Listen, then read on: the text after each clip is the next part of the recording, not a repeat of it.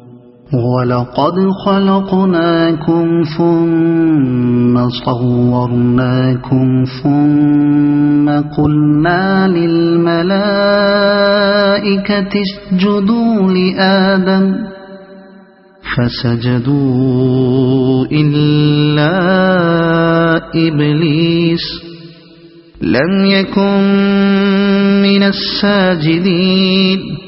ہم نے تمہاری تخلیق کی ابتدا کی، پھر تمہاری صورت بنائی، پھر فرشتوں سے کہا آدم کو سجدہ کرو۔ اس حکم پر سب نے سجدہ کیا مگر ابلیس سجدہ کرنے والوں میں شامل نہ ہوا۔ پھر فرشتوں سے کہا آدم کو سجدہ کرو۔ تقابل کے لیے ملاحظہ ہو سورہ بقرہ آیت 30 تا 39۔ سورہ بقرہ میں حکم سجدہ کا ذکر جن الفاظ میں آیا ہے ان سے شبہ ہو سکتا تھا کہ فرشتوں کو سجدہ کرنے کا حکم صرف آدم علیہ السلام کی شخصیت کے لیے دیا گیا تھا، مگر یہاں وہ شبہ دور ہو جاتا ہے۔ یہاں جو انداز بیان اختیار کیا گیا ہے اس سے صاف معلوم ہوتا ہے کہ آدم علیہ السلام کو جو سجدہ کرایا گیا تھا وہ آدم ہونے کی حیثیت سے نہیں بلکہ نوع انسانی کا نمائندہ فرد ہونے کی حیثیت سے تھا۔ اور یہ جو فرمایا کہ ہم نے تمہاری تخلیق کی ابتدا کی، پھر تمہیں صورت بخشی، پھر فرشتوں کو حکم دیا کہ آدم کو سجدہ کرو، اس کا مطلب یہ ہے کہ ہم نے پہلے تمہاری تخلیق کا منصوبہ بنایا اور تمہارا مادہ آفرینش تیار کیا، پھر اس مادے کو انسانی صورت عطا کی، پھر جب ایک زندہ ہستی کی حیثیت سے انسان وجود میں آ گیا تو اسے سجدہ کرنے کے لیے فرشتوں کو حکم دیا۔ اس آیت کی یہ تشریح خود قرآن مجید میں دوسرے مقامات پر بیان ہوئی ہے۔ مثلا سورہ صاد میں ہے اذ قال ربک للملائکۃ انی خالق بشرا من طین فَإِذَا سَوَّيْتُهُ وَنَفَخْتُ فِيهِ مِن رُوحِي فَقَعُوا لَهُ سَاجِدِينَ۔ آیات 71-72۔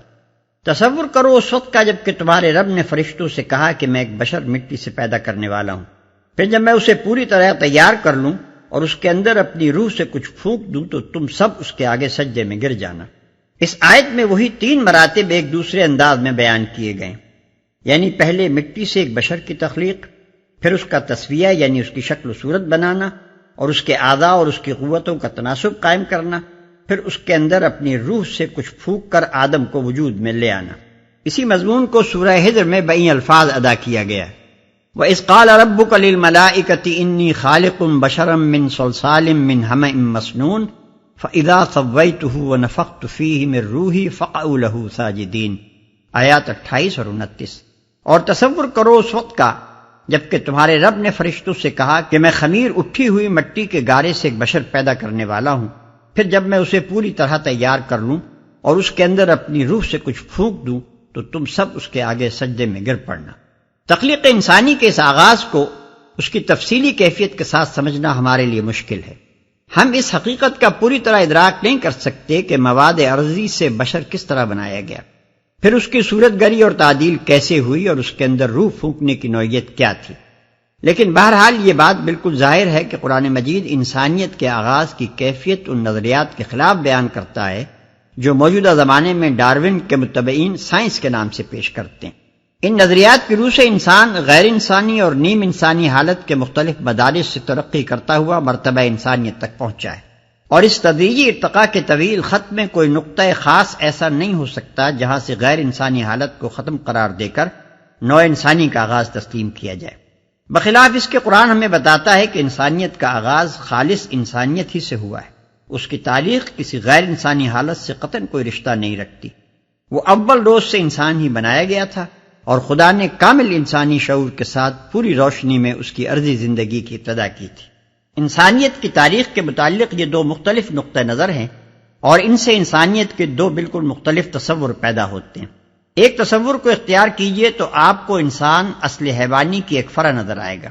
اس کی زندگی کے جملہ قوانین حتیٰ کہ اخلاقی قوانین کے لیے بھی آپ بنیادی اصول ان قوانین میں تلاش کریں گے جن کے تحت حیوانی زندگی چل رہی ہے۔ اس کے لیے حیوانات کا سا طرز عمل آپ کو بالکل ایک فطری طرز عمل معلوم ہوگا۔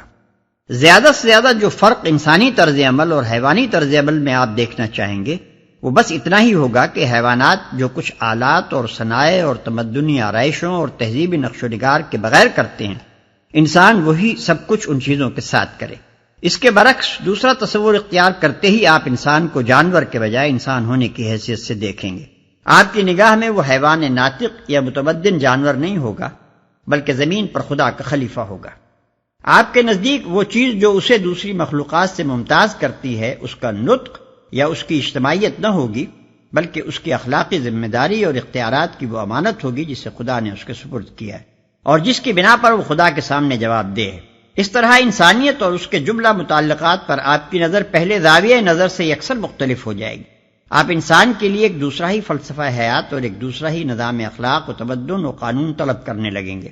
اور اس فلسفے اور اس نظام کے اصول و مبادی تلاش کرنے کے لیے آپ کی نگاہ خود بخود عالم اسفل کے بجائے عالم بالا کی طرف اٹھنے لگے گی۔ اعتراض کیا جا سکتا ہے کہ یہ دوسرا تصور انسان چاہے اخلاقی اور نفسیاتی حیثیت سے کتنا ہی بلند ہو، مگر محض اس تخیل کی خاطر ایک ایسے نظریے کو کس طرح رد کر دیا جائے جو سائنٹیفک دلائل سے ثابت ہے۔ لیکن جو لوگ یہ اعتراض کرتے ہیں ان سے ہمارا سوال یہ ہے کہ کیا فی الواقع ڈاروینی نظریہ ارتقاء سائنٹیفک دلائل سے ثابت ہو چکا ہے؟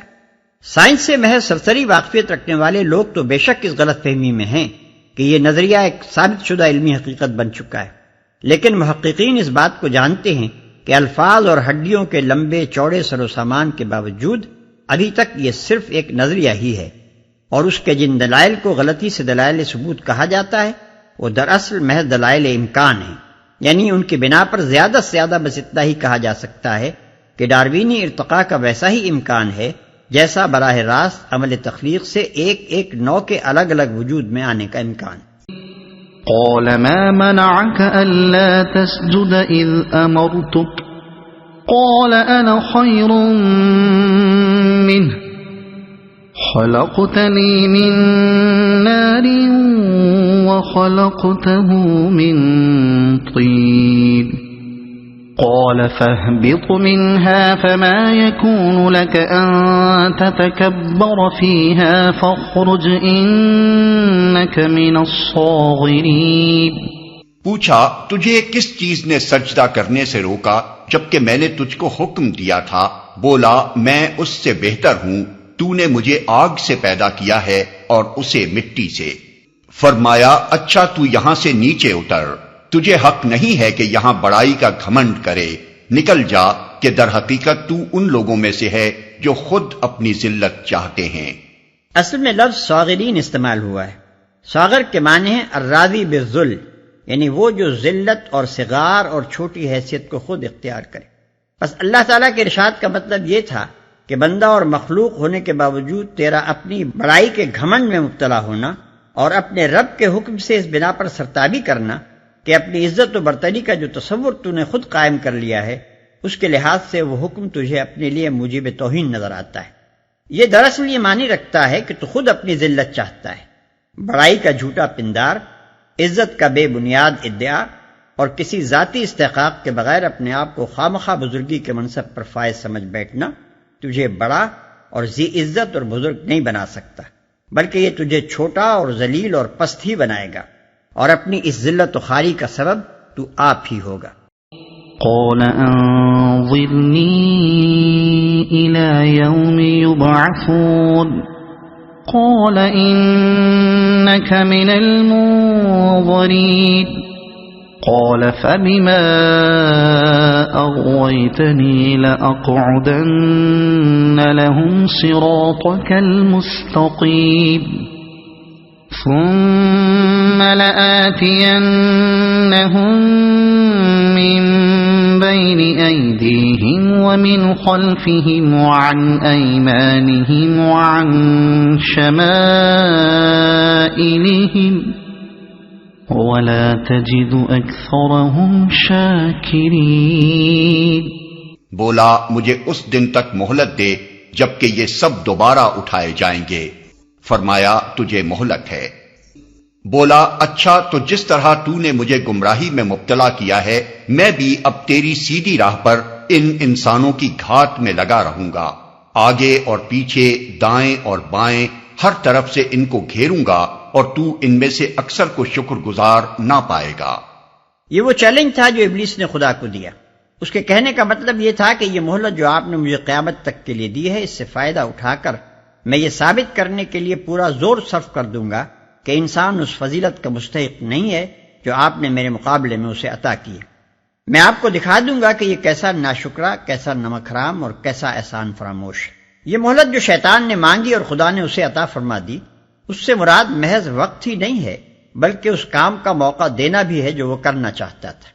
یعنی اس کا مطالبہ یہ تھا کہ مجھے انسان کو بہکانے اور اس کی کمزوریوں سے فائدہ اٹھا کر اس کی نااہلی ثابت کرنے کا موقع دیا جائے، اور یہ موقع اللہ تعالیٰ نے اسے دے دیا۔ چنانچہ سورہ بنی اسرائیل آیات 61 تا 65 میں اس کی تصریح ہے کہ اللہ تعالیٰ نے اسے اختیار دے دیا کہ آدم اور اس کی اولاد کو راہ راست سے ہٹا دینے کے لیے جو چالیں وہ چلنا چاہتا ہے چلے، ان چال بازیوں سے اسے روکا نہیں جائے گا، بلکہ وہ سب راہیں کھلی رہیں گی جن سے وہ انسان کو فتنے میں ڈالنا چاہے گا۔ لیکن اس کے ساتھ شرط یہ لگا دی کہ ان عبادی لیس لک علیہم سلطان، یعنی میرے بندوں پر تجھے کوئی اقتدار نہ ہوگا، تو صرف اس بات کا مجاز ہوگا کہ ان کو غلط فہمیوں میں ڈالے، جھوٹی امیدیں دلائے، بدی اور گمراہی کو ان کے سامنے خوشنما بنا کر پیش کرے، لذتوں اور فائدوں کے سبز باغ دکھا کر ان کو غلط راستوں کی طرف دعوت دے۔ مگر یہ طاقت تجھے نہیں دی جائے گی کہ انہیں ہاتھ پکڑ کر زبردستی اپنے راستے پر کھینچ لے جائے، اور اگر وہ خود راہ راست پر چلنا چاہیں تو انہیں نہ چلنے دے۔ یہی بات سورہ ابراہیم آیت 22 میں فرمائی گئی ہے کہ قیامت میں عدالت الہی سے فیصلہ صادر ہو جانے کے بعد شیطان اپنے پیرو انسانوں سے کہے گا وَمَا كَانَ لِي عَلَيْكُمْ مِنْ سُلْطَانٍ إِلَّا أَنْ دَعُوتُكُمْ فَاسْتَجَبْتُمْ لِي فَلَا تَلُومُونِي وَلُومُوا أَنفُسَكُمْ، یعنی میرا تم پر کوئی زور تو تھا نہیں کہ میں نے اپنی پیروی پر تمہیں مجبور کیا ہو، میں نے اس کے سوا کچھ نہیں کیا کہ تمہیں اپنی راہ پر بلایا اور تم نے میری دعوت قبول کر لی، لہذا اب مجھے ملامت نہ کرو بلکہ اپنے آپ کو ملامت کرو۔ اور یہ جو شیطان نے خدا پر الزام عائد کیا ہے کہ تو نے مجھے گمراہی میں مبتلا کیا، تو اس کا مطلب یہ ہے کہ شیطان اپنی معصیت کی ذمہ داری خدا پر ڈالتا ہے۔ اس کو شکایت ہے کہ آدم کے آگے سجدہ کرنے کا حکم دے کر تو نے مجھے فتنے میں ڈالا اور میرے نفس کے تکبر کو ٹھیس لگا کر مجھے اس حالت میں مبتلا کر دیا کہ میں نے تیری نافرمانی کی۔ گویا اس احمق کی خواہش یہ تھی کہ اس کے نفس کی چوری پکڑی نہ جاتی، بلکہ جس پندار غلط اور جس سرکشی کو اس نے اپنے اندر چھپا رکھا تھا اس پر پردہ ہی پڑا رہنے دیا جاتا۔ یہ ایک کھلی ہوئی سفیہانہ بات تھی جس کا جواب دینے کی کوئی ضرورت نہ تھی، اس لیے اللہ تعالیٰ نے سرے سے اس کا کوئی نوٹس ہی نہیں لیا۔ قال اخرج منها مذءوما مدحورا لمن تبعك منهم لأملأن جهنم منكم أجمعين ويا آدم اسكن أنت وزوجك الجنة فكلا من حيث شئتما ولا تقربا هذه الشجرة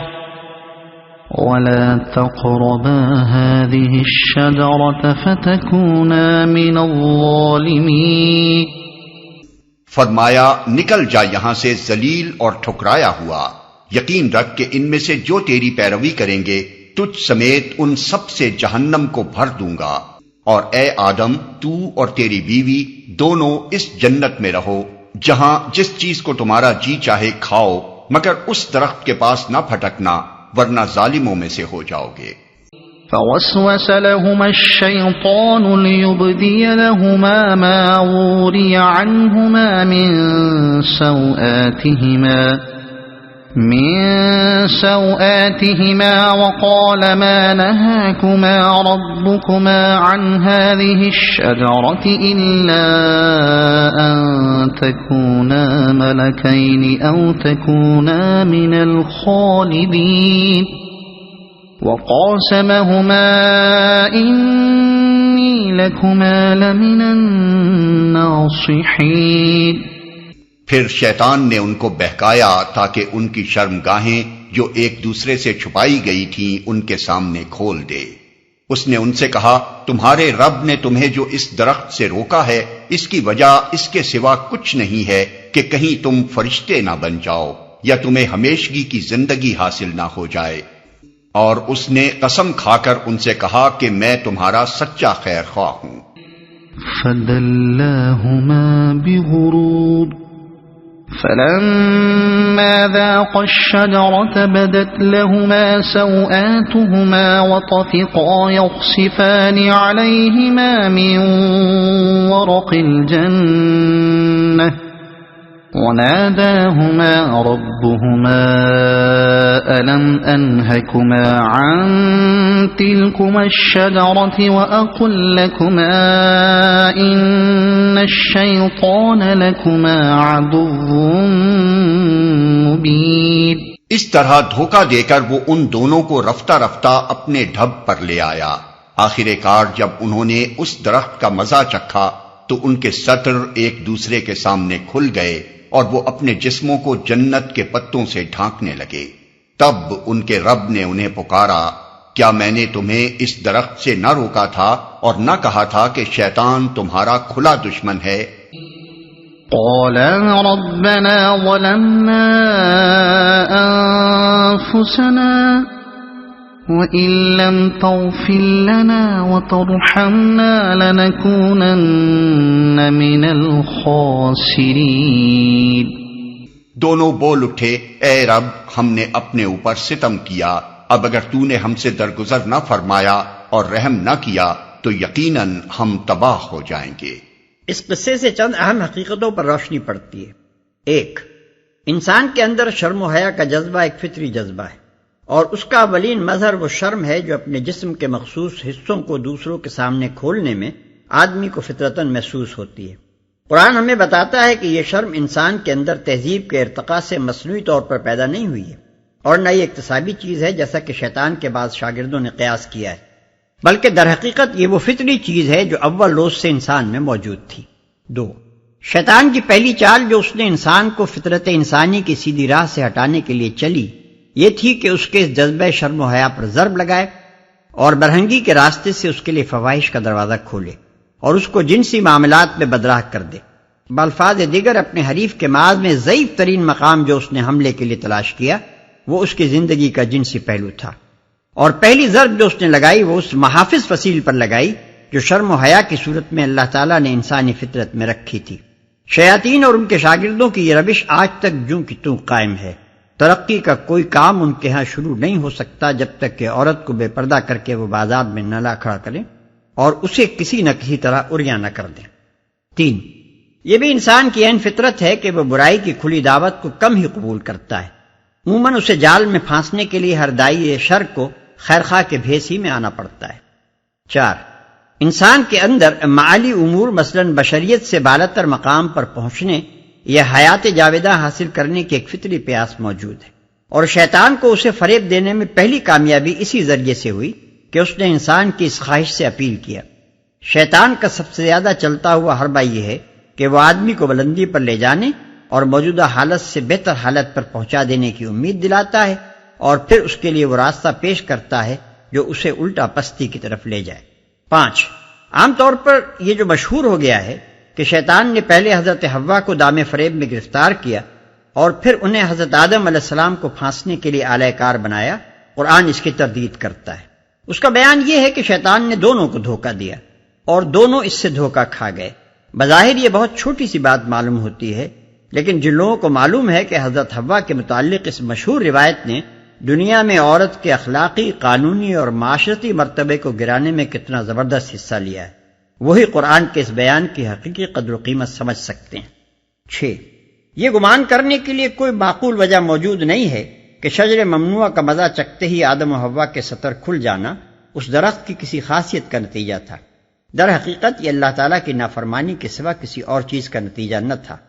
اللہ تعالیٰ نے پہلے ان کا سطر اپنے انتظام سے ڈھانکا تھا، جب انہوں نے حکم کی خلاف ورزی کی تو خدا کی حفاظت ان سے ہٹا لی گئی، ان کا پردہ کھول دیا گیا اور انہیں خود ان کے اپنے نفس کے حوالے کر دیا گیا کہ اپنی پردہ پوشی کا انتظام خود کریں اگر اس کی ضرورت سمجھتے ہیں، اور اگر ضرورت نہ سمجھیں یا اس کے لیے صحیح نہ کریں تو خدا کو اس کی کچھ پرواہ نہیں کہ وہ کس حال میں پھرتے ہیں۔ یہ گویا ہمیشہ کے لیے اس حقیقت کا مظاہرہ تھا کہ انسان جب خدا کی نافرمانی کرے گا تو دیر یا سویر اس کا پردہ کھل کر رہے گا، اور یہ کہ انسان کے ساتھ خدا کی تائید و حمایت اسی وقت تک رہے گی جب تک وہ خدا کا مطیع فرمان رہے گا۔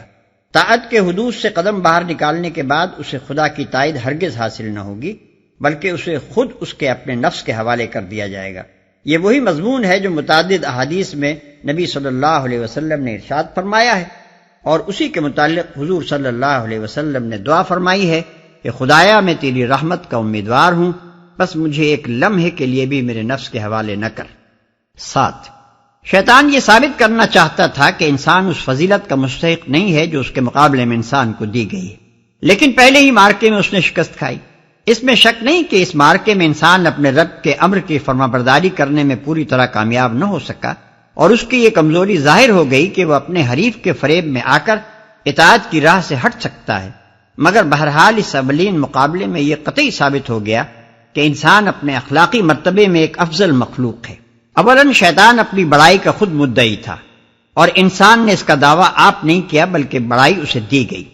ثانیاً شیطان نے خالص غرور و تکبر کی بنا پر اللہ کے امر کی نافرمانی آپ اپنے اختیار سے کی، اور انسان نے نافرمانی کو خود اختیار نہیں کیا بلکہ شیطان کے بہکانے سے وہ اس میں مبتلا ہوا۔ ثالثاً انسان نے شر کی کھلی دعوت کو قبول نہیں کیا بلکہ داعی شر کو داعی خیر بن کر اس کے سامنے آنا پڑا۔ وہ پستی کی طرف پستی کی طلب میں نہیں گیا بلکہ اس دھوکے میں مبتلا ہو کر گیا کہ یہ راستہ اسے بلندی کی طرف لے جائے گا۔ رابعاً شیطان کو تنبیہ کی گئی تو وہ اپنے قصور کا اعتراف کرنے اور بندگی کی طرف پلٹ آنے کے بجائے نافرمانی پر اور زیادہ جم گیا، اور جب انسان کو اس کے قصور پر متنبہ کیا گیا تو اس نے شیطان کی طرح سرکشی نہیں کی بلکہ اپنی غلطی کا احساس ہوتے ہی وہ نادم ہوا، اپنے قصور کا اعتراف کر کے بغاوت سے اطاعت کی طرف پلٹ آیا اور معافی مانگ کر اپنے رب کے دامن رحمت میں پناہ ڈھونڈنے لگا۔ 8، اس طرح شیطان کی راہ اور وہ راہ جو انسان کے لائق ہے دونوں ایک دوسرے سے بالکل متمیز ہو گئیں۔ خالص شیطانی راہ یہ ہے کہ بندگی سے منہ موڑے، خدا کے مقابلے میں سرکشی اختیار کرے، متنبہ کیے جانے کے باوجود پورے استکبار کے ساتھ اپنے باغیانہ طرز عمل پر اصرار کیے چلا جائے، اور جو لوگ طاعت کی راہ چل رہے ہوں ان کو بھی بہکائے اور معصیت کی راہ پر لانے کی کوشش کرے۔ بخلاف اس کے جو راہ انسان کے لائق ہے وہ یہ ہے کہ اول تو وہ شیطانی اغوا کی مزاحمت کرے اور اپنے اس دشمن کی چالوں کو سمجھنے اور ان سے بچنے کے لیے ہر وقت چوکنا رہے، لیکن اگر کبھی اس کا قدم بندگی و طاعت کی راہ سے ہٹ بھی جائے تو اپنی غلطی کا احساس ہوتے ہی ندامت و شرمساری کے ساتھ فوراً اپنے رب کی طرف پلٹے اور اس قصور کی تلافی کر دے جو اس سے سرزد ہو گیا۔ یہی وہ اصل سبق ہے جو اللہ تعالیٰ اس قصے سے یہاں دینا چاہتا ہے۔ ذہن نشین یہ کرنا مقصود ہے کہ جس راہ پر تم لوگ جا رہے ہو یہ شیطان کی راہ ہے، یہ تمہارا خدائی ہدایت سے بے نیاز ہو کر شیاطین جن و انس کو اپنا ولی و سرپرست بنانا، اور یہ تمہارا پے در پے تنبیہات کے باوجود اپنی غلطی پر اصرار کیے چلے جانا، یہ دراصل خالص شیطانی رویہ ہے۔ تم اپنے ازلی دشمن کے دام میں گرفتار ہو گئے ہو اور اس سے مکمل شکست کھا رہے ہو۔ اس کا انجام پھر وہی ہے جس سے شیطان خود دوچار ہونے والا ہے۔ اگر تم حقیقت میں خود اپنے دشمن نہیں ہو گئے ہو اور کچھ بھی ہوش تم میں باقی ہے تو سنبھلو اور وہ راہ اختیار کرو جو آخر کار تمہارے باپ اور تمہاری ماں آدم و حوا نے اختیار کی تھی۔ قال اهبطوا بعضكم لبعض عدو وَلَكُمْ فِي الْأَرْضِ مُسْتَقَرٌّ وَمَتَاعٌ إِلَى حِينٍ قَالَ فِيهَا تَحْيَوْنَ وَفِيهَا تَمُوتُونَ وَمِنْهَا تُخْرَجُونَ۔ فرمایا اتر جاؤ، تم ایک دوسرے کے دشمن ہو اور تمہارے لیے ایک خاص مدت تک زمین ہی میں جائے قرار اور سامان زیست ہے، اور فرمایا وہیں تم کو جینا اور وہیں مرنا ہے اور اسی میں سے تم کو آخر کار نکالا جائے گا۔ فرمایا اتر جاؤ۔ یہ شبہ نہ کیا جائے کہ حضرت آدم و حوا علیہ السلام کو جنت سے اتر جانے کا یہ حکم سزا کے طور پر دیا گیا تھا۔ قرآن میں متعدد مقامات پر اس کی تصریح کی گئی ہے کہ اللہ نے ان کی توبہ قبول کر لی اور انہیں معاف کر دیا، لہذا اس حکم میں سزا کا کوئی پہلو نہیں ہے بلکہ یہ اس منشا کی تکمیل ہے جس کے لیے انسان کو پیدا کیا گیا تھا۔